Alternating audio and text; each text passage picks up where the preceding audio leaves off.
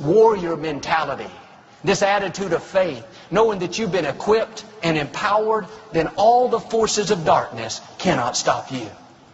Isaiah said, take hold of his strength. When you make this declaration, I can handle it, that's not just being positive, you're taking hold of strength. When you say it, you're getting stronger. That's why the scripture says, let the weak say, I am strong.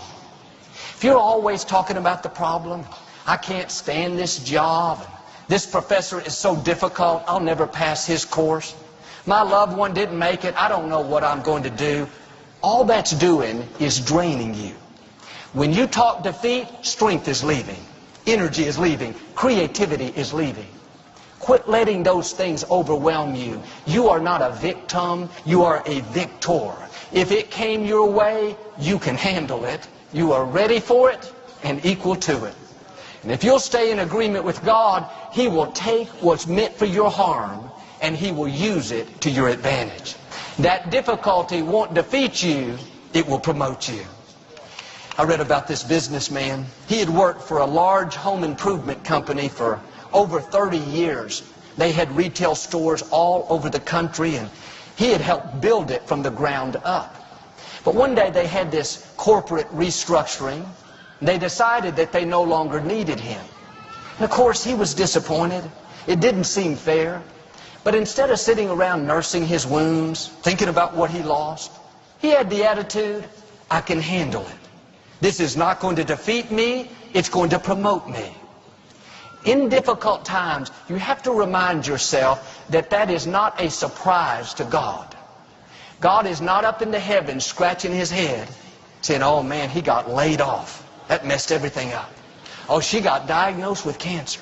Joseph got thrown into a pit. Joel lost his father. Now what am I going to do? No, God knows the end from the beginning. He has already written every day of your life in His book. The good news is, if you'll stay in faith, your book ends in victory. This executive, instead of looking for another job, he got a couple of his friends and they started their own company. They called it the Home Depot. It's become one of the largest, most successful home improvement stores in the world. What am I saying? That difficulty is not meant to defeat you. It's meant to promote you. A setback is simply a setup for a greater comeback. Well, Joel, it's so hard and I don't understand it. It doesn't seem fair. You're talking yourself into defeat. If it came your way, you can handle it. Start talking to yourself a new way. I'm well able. I'm equipped. I'm empowered. I'm ready for anything. The fact is, God is not going to deliver us from every difficulty. He's not going to keep us from every challenge. If He did, we would never grow. The scripture says our faith is tried in the fire of affliction. When you're in a tough time, that's an opportunity to show God what you're made of. Anybody can get negative, bitter, blame God, lose their passion. That's easy. But if you want to pass the test, if you want God to take you to a new level, you cannot be a weakling, you've got to be a warrior. Dig your heels in and say like Paul, I can handle it. I'm ready for it. I'm equal to it. I know God is still on the throne. He's fighting my battles. And on the other side of this difficulty is a new level of my destiny. Colossians 3:12 says, God has given us the power to endure whatever comes our way with a good attitude. Maybe at the office, you're not being treated fairly. It's one thing to go to work negative, discouraged, complaining, bad-mouthing the boss. That doesn't take any faith.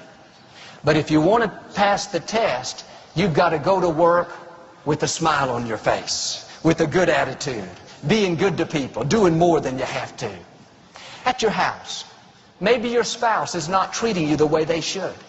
It's easy to think, I'm going to treat him the way he's treating me. These kids are disrespectful. I'm not going to give them the time of day.